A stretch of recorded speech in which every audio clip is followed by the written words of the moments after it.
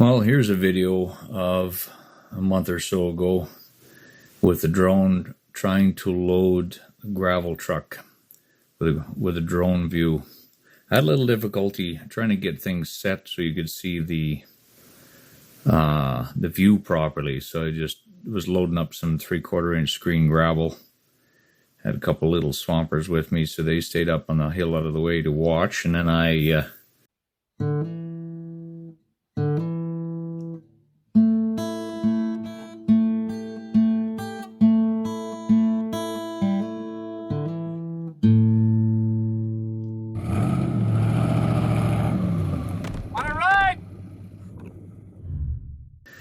flew the drone around and tried to get the angles just right. One of the disappointing ones is I haven't figured out how to get the machine, for the drone to track the machine. The drone has the capability of both following people and machines, but it has a difficult time with a loader, I think, because there's so many moving components, and also because it's erratic in its movement. So it tracks it, and then it doesn't, because now it's looking at the loader, and then when you unload something, then it doesn't happen anymore. You know, it's a little bit irritating that way, but nonetheless, I tried to get some good vantage points of watching the machine, watching the loader, and what it looks like to be filled up. I don't remember the exact weights on this stuff here, how much it weighs, but somewhere around I think 6,000 or 7,000 kilograms per bucket load, and the truck then takes just over 16,000 kgs, and then the wagon takes about 24. So I'm legal for just over 40. I think 40 and a half or something like that is what I'm legal for, as long as I don't have any mud hanging on stuff. So it takes a couple bucket loads for the truck, plus a little more, and then depending on your buckets, or 3 or 4 for the wagon to get it filled up.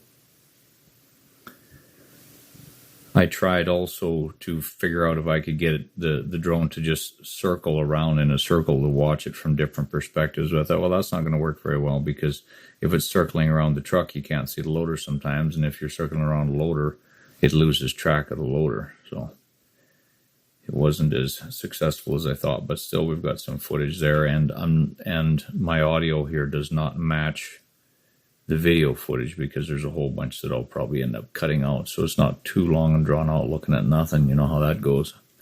Enough's enough. There's no sense in staring at nothing happening. If I wanted to do that, I would work in a government building somewhere, I think. At one point, one of these bucket loads, I'm not sure if I'll catch it in the editing time, is when you saw it happen, when the voice happens, but where I lifted up the bucket and then dumped a whole bunch and then lifted up again. So what you have is the scales on the loader, they weigh after you do a lift sequence. The mathematics of how it works, I don't understand for sure, but sometimes it'll do a poor weigh and you got to reload or relift the arms. But in this situation, I weighed and way too much in there, so you dump out a bunch and then lift it again to get the right amount of weight for dumping in your truck, so you don't overload things, and then reweigh it and bring it over and get the truck filled, and then start on the wagon.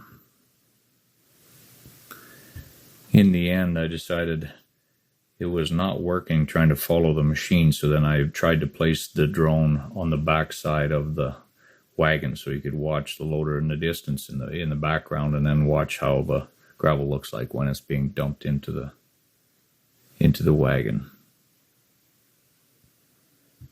One of the other things with working with a wagon, quite often it's difficult to get the weights right. There's air suspension on the front and the back, and if you load it right in the middle, you'll wind up way too heavy on the back of the wagon. So you gotta be careful when you load that you throw a whole bunch in on the front to get your weight off of the back, otherwise you'll be too heavy on your back axles.